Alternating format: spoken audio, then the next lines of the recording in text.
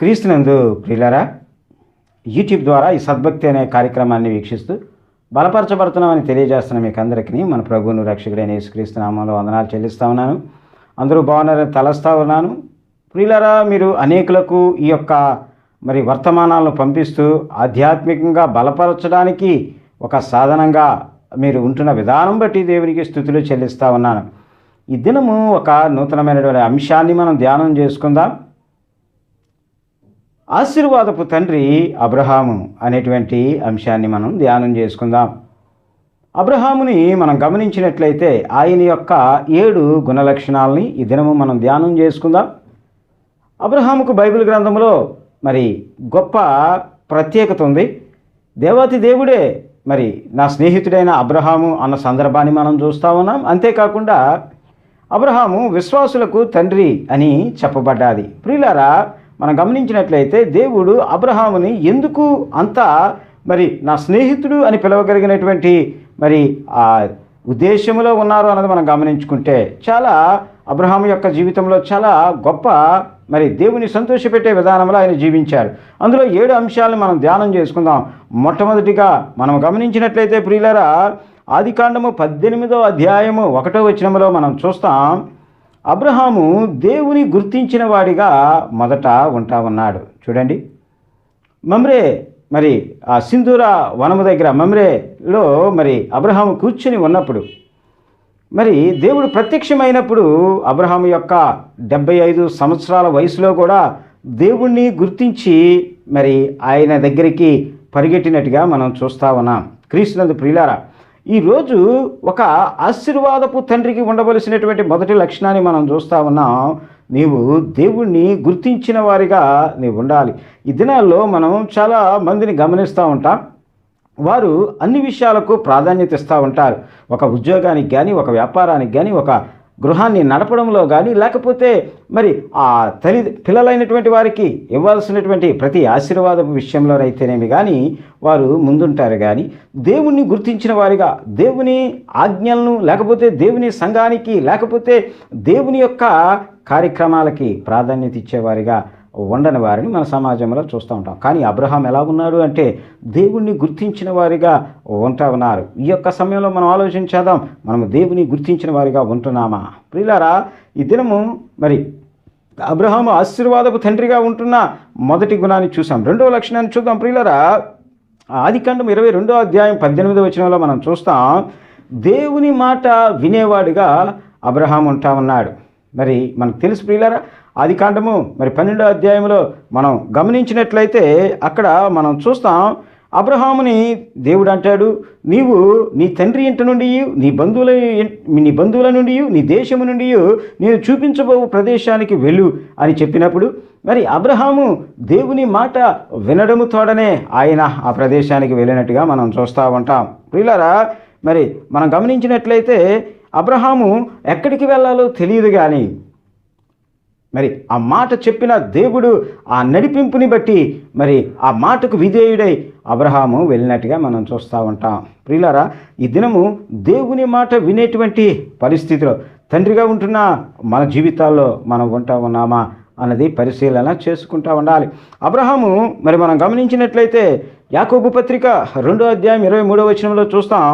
అబ్రహాము దేవుని నమ్మెను, అది అతనికి నీతిగా ఎంచబడెను. చూడండి, దేవుణ్ణి నమ్మడము ఆ దేవుని మాటను ఆ సీరియస్గా తీసుకోవడం ద్వారా, దేవుణ్ణి వెంబడించడం ద్వారా అది నీతిగా భావించాడు అబ్రహాం. అందుకే మనం చూస్తే దేవుణ్ణి నమ్మడం అనేది, దేవుణ్ణి విశ్వసించడం అనేది, దేవుని మాట వినడం అనేది మన జీవితాలకు ఆశీర్వాదకరంగా ఉంటుంది.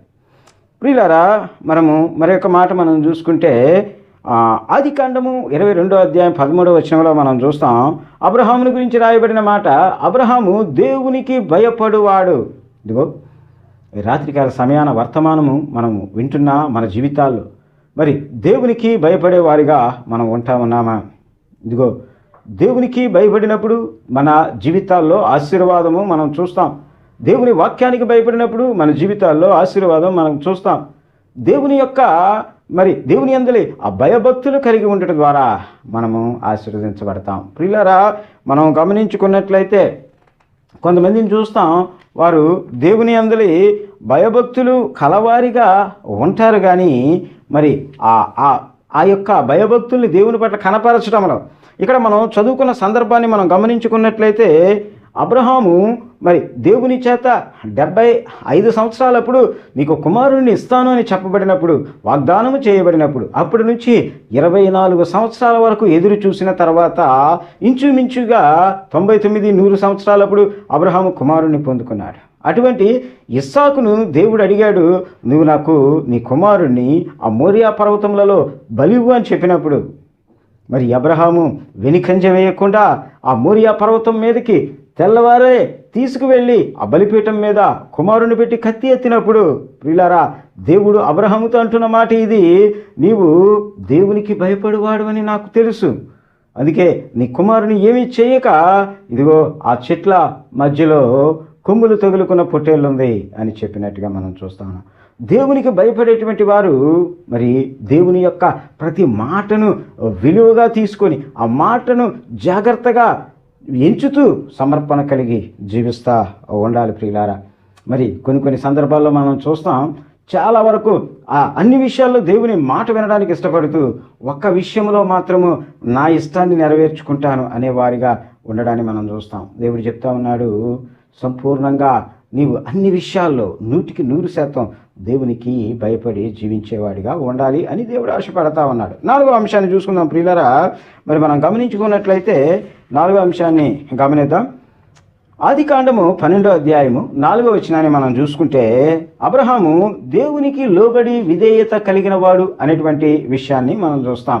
చూడండి ప్రియులారా, దేవుడు మరి నీ తండ్రి ఇంటి నుండి, నీ బంధువుల ఇంటి నుండి, నీ దేశం నుండి నేను చూపించబో దేశానికి రమ్మన్నప్పుడు అబ్రహాము ఏమి చేశాడంటే, అదే 12వ అధ్యాయం 4వ వచనంలో చూస్తాం, యెహోవా అతనితో చెప్పిన ప్రకారము అబ్రహాము వెళ్ళాను అనేటువంటి మాట. దేవుడు చెప్పాడు, అబ్రహాము వెళ్ళాడు. ప్రియులారా, మనం గమనిస్తే దేవుడు ఫలానా దేశానికి, లేకపోతే ఫలానా రాష్ట్రానికి, ఫలానా జిల్లాకి, ఫలానా గ్రామానికి ఒక పోస్టల్ అడ్రస్ చెప్పలేదు, కానీ నేను చూపించబో దేశానికి వెళ్ళు అన్నప్పటికీ కూడా, అంటే కరెక్ట్గా ఎక్కడికి వెళ్ళాలో తెలియని పరిస్థితిలో కూడా దేవుని మాట విని అబ్రహాము దేవుని మాటకు లోబడి విధేయత కలిగి వెళ్ళిన వాడిగా మనం చూస్తూ ఉన్నాం. అలాగని అబ్రహాము వెళ్ళడానికి ఒక గొప్ప మరి ఆ అబ్రహాము ఆశ కలిగిన విషయం ఏమిటి అన్నది మనం హెబ్రీయులకు రాసిన పత్రిక 11వ అధ్యాయం 8వ వచనంలో మనం చూస్తాం. అబ్రహాము పిలువబడినప్పుడు విశ్వాసమును బట్టి ఆ పిలుపునకు లోబడి తాను స్వాస్థ్యముగా పొందనయ్యున్న ప్రదేశమునకు బయలు వెళ్ళాను, మరియు ఎక్కడికి వెళ్ళవలనో అది ఎరుగక బయలు వెళ్ళాను, దేవుని పిలుపుకు లోబడి వెళ్ళిపోయాడు. ప్రియులారా, మనం చూస్తా ఉన్నా మరి అబ్రహాము దేవుని మాటకు ఏ విధంగా ఎంత లోబడి ఉన్నాడు, ఎంత విధేయత కనపరిచాడు. ఈ దినాన మన జీవితాల్లో మనం ఆలోచించుకున్నట్లయితే అటువంటి లోబడేటువంటి తత్వము, లేకపోతే అటువంటి విధేయత చూపగలిగిన తత్వము మనలో ఉందా? పరిశీలన చేసుకుందాం. ప్రియులారా, మరొక అంశాన్ని మనం చూసుకున్నట్లయితే 5వ అంశాన్ని మనం ధ్యానం చేద్దాం. అబ్రహాము దేవుని పట్ల అచంచలమైన విశ్వాసం కలిగిన వాడు అనేటువంటి విషయాన్ని మనం చూస్తాం. ప్రియులారా, అబ్రహాము మరి దేవుడు ఏదైతే చెప్పాడో ఆ విధంగా చేయటానికి మరి మనం గమనించుకున్నట్లయితే, మరి అబ్రహాము ఒంటరిగా వెళ్ళలేదు, కానీ ఆయనతో పాటు ఆయన యొక్క దాసులు, ఆయన యొక్క దాసీలు, చూడండి మరి ఎంతో ధన సంపద కలిగినటువంటి వాడు. మరి ఆ ప్రయాణము చేయవలసిన ప్రదేశము తెలియక ప్రయాణం చేస్తున్నప్పుడు మరి ఇంతమందికి ఆహారం ఎలాగా, లేకపోతే ఇంతమందికి పానీయం ఎలాగా, లేకపోతే ఇంతమందిని నేను ఎలాగా దినదినము చూడగలుగుతాను అనేటువంటి ఆలోచన చేయలేదు. కారణం ఏమిటి అంటే, అబ్రహాము దేవుడు పిలిచాడు అన్న ఉద్దేశంతో, దేవుడు చూచుకుంటాడు అనేటువంటి ఉద్దేశంతో మనం చూస్తాం కదా. మరి ఆ అబ్రహాము తన కుమారుని తీసుకువెళుతూ ఉన్నప్పుడు ఆయన యొక్క పనివారితో చెప్పిన మాట, నేనును నా కుమారుడును బలిపీఠం యొద్దకు వెళ్ళి బలి అర్పించి తిరిగి వస్తాము అని చెప్పినప్పుడు ఆయన యొక్క విశ్వాసాన్ని మనము మరి గమనించగలుగుతా ఉన్నాం. ప్రియులారా, ఇక్కడ మనం చూస్తే మరి దేవునిపైన ఆధారపడటానికి దేవుడు ఏ విధంగా అయితే పిలిచాడో, దేవుని మీద విశ్వాసం కలిగి ఉండడానికి దేవుడు ఏ విధంగా అయితే పిలిచాడో ఆ విధంగా అబ్రహాము తన జీవితంలో జీవించినట్టుగా. ఎందుకంటే దేవుని పిలిపే అబ్రహాముకు అర్థమైంది. నీ తండ్రి నుంచి వచ్చే, నీ బంధువుల నుంచి వచ్చే, నీ భాష తెలిసిన నీ దేశ ప్రజల నుంచి వచ్చి అన్నప్పుడు అబ్రహాముకు అర్థమైంది, దేవుడు కేవలం తన మీద మాత్రం విశ్వాసం నుంచి ఆధారపడి జీవించేవాడిగా అబ్రహాముని తయారు చేయబోతున్నాడు అన్నది విషయాన్ని గ్రహించి అబ్రహాం ముందుకెళ్ళాడు. ప్రియులారా, మరి యొక్క మాటని 6వ అంశాన్ని మనం చూసుకుందాం. మరి ఆదికాండం 18వ అధ్యాయం 7వ వచనంలో మనం చూస్తే అబ్రహాము దేవునికి పరిచారము చేసిన వాడు అనేటువంటి విషయాన్ని మనం చూస్తా ఉన్నాం. ప్రియులారా, మరి దేవునికి పరిచారము చేయడం అన్నది ఏమండి, మనం చూస్తాం కదా, హెబ్రీయులకు రాసిన పత్రికలో ఆతిథ్యం ఇవ్వ మరొకటి. ఏమండి, ఆతిథ్యం ఇవ్వడంలో ఆశీర్వాదం, లేకపోతే దేవుని పని చేయడంలో ఆశీర్వాదం మనం చూస్తూ ఉంటాం. మరి కొంతమంది దైవికమైన బిడ్డలు దేవుని పనికి మొదట ప్రాధాన్యత ఇచ్చి వారి పనిని తర్వాత పెట్టుకునేటువంటి వారిగా, ప్రయారిటీ అనేది దేవుని యొక్క పనికి ముందుగా ఇచ్చి వారి పనిని తర్వాత చూసుకునేవారిగా మన జీవితాల్లో చాలామందిని మనం చూస్తూ ఉంటాం.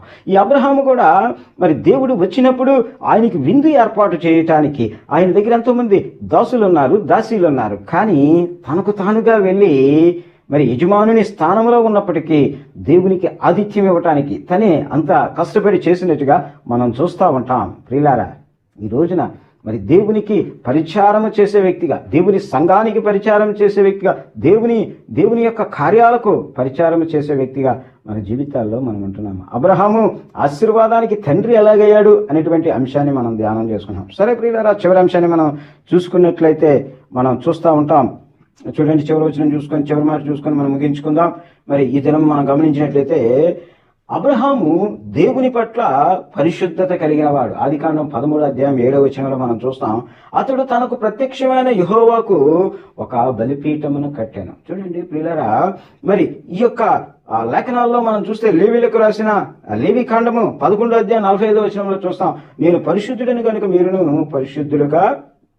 పరిశుద్ధులు కావాలను అనేటువంటి పాత నిబంధనలో మాట. మరి అదేవిధంగా క్రొత్త నిబంధనలో మొదటి దశలోనికైలకు రాసిన పత్రిక 4వ అధ్యాయం 7వ వచనంలో చూస్తాం, పరిశుద్ధులకటకే దేవుడు మనలను పిలిచెను గాని అపవిత్రులుగా ఉండుటకు పిలవలేదు. కాబట్టి పరిశుద్ధత దేవుని ప్రజల జీవితాల్లో ప్రాముఖ్యమైనది అన్నది మనం గుర్తించగలుగుతా ఉన్నాం.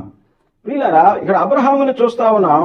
అబ్రహాము ఏమి చేశాడు అంటే మరి ఒక బలిపీఠము కట్టి దేవుణ్ణి ఆరాధించేవాడిగా ఉంటామన్నాడు. చూడండి, సమయంలో 7 అంశాలను మనం ధ్యానం చేసుకున్నాం. ప్రియులారా, మరి మొదటిగా మనం చూసుకున్నట్లయితే అబ్రహాము దేవుని గుర్తించిన వాడిగా ఉంటున్నాడు, రెండోదిగా దేవుని మాట వినేవాడిగా ఉంటున్నాడు, మూడోదిగా దేవునికి భయపడేవాడిగా ఉంటున్నాడు, నాలుగోది దేవునికి లోబడి విధేయత కలిగిన వాడిగా ఉంటున్నాడు, ఐదోది దేవుని పట్ల విశ్వాసము కలిగిన వాడిగా ఉంటున్నాడు, ఆరోదిగా మనం చూసినట్లయితే దేవునికి పరిచారము చేసిన వాడిగా ఉంటున్నాడు, ఏడో విషయం దేవుని పట్ల పరిశుద్ధత కలిగిన వాడిగా ఉంటున్నాడు. అందుకు అబ్రహాము ఆశీర్వాదపు తండ్రిగా దేవుడు అంటా ఉన్నాడు, ఇదిగో ఇస్సాకు నీ తండ్రిని బట్టి నేను ఆశీర్వదిస్తున్నాను, ఇదిగో యాకోబుతో అంటున్నాడు నీ తాత తండ్రిని బట్టి నేను ఆశీర్వదిస్తున్నాను. మన జీవితాల్లో మరి ఒక ఆశీర్వాదపు తండ్రిగా అబ్రహాములాగా ఉండాలంటే ఈ యొక్క గుణలక్షణాలను మనము కూడా కలిగి ఉన్నప్పుడు దేవుడు మనల్ని ఒక ఆశీర్వాదపు తండ్రిగా ఉంచడానికి ఇష్టపడతా ఉన్నాడు. చిన్న ప్రార్థన చేసుకొని ఈ యొక్క మాటలు ముగించుకుందాం. దేవుడు తన మాటలు మన వినికిడి బహుగా ఫలింపదాయి చేయనుగాక. ఆమె. చిన్న ప్రార్థన. మహాపరిశుద్ధుడా, మిక్కులు ప్రేమించిన ఘనమైన తండ్రి, బంగారు పాదాలకు వందనాలు.